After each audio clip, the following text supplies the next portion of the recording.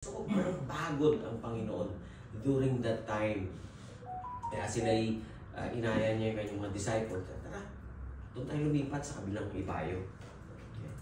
Tapos along the way, habang nandun na sila sa gitna siguro, no? Yan, meron furious things that happened to them. Merong matinding bagyo.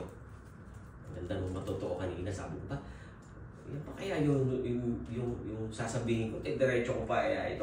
Kasi naiba ko, patotoo na. Amen! No? Sabi pa nga nung, trust in the Lord, di ba? O, yun na yun. Dito. Okay? Tapos yung mga tanong na, why God allow this to happen? Di ba? Siguro wala na sa ating nagtatanong ng ganyan, ano? Bakit nangyayari ito sa buhay ko? May mga tanong pa ba kasi kayo sa buhay? Amen. Amen. Meron pa? Isang pas. Dapat wala na yan. Diba? Tatanong tayo, lalo na kung tayo'y Walang-wala. hirap. Pero pagka meron naman tayo, ewan kung magtatanong pa tayo. Nakalimutan. Okay? Diba? Baka nasaan na tayong lugar. Diba? Nasa wilderness minsan pas.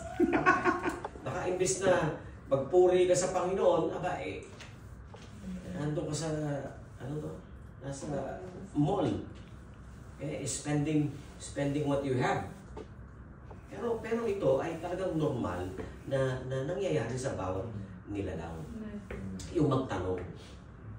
Hindi naman inaalaw ng Diyos yan ay hindi pinipigilan ng Panginoon na huwag ka magtanong. Magtanong tayo pero dapat sigurado.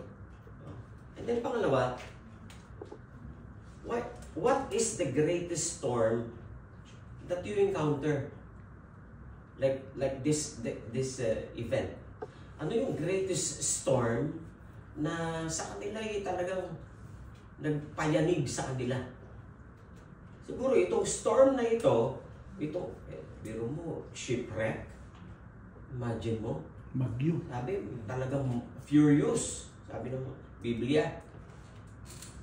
Yung mga experts sa dagat, nawalan ng mga loob. Di ba? Experto sila, pero pagdating ng bagyo na ito, wala na silang magawa. Kundi gisingin pa yung Panginoon. Ang Panginoon naman talagang in the middle of storm, talagang matutulog siya. Ganyan yung nasa Panginoon, di ba? In the middle of storm, you can still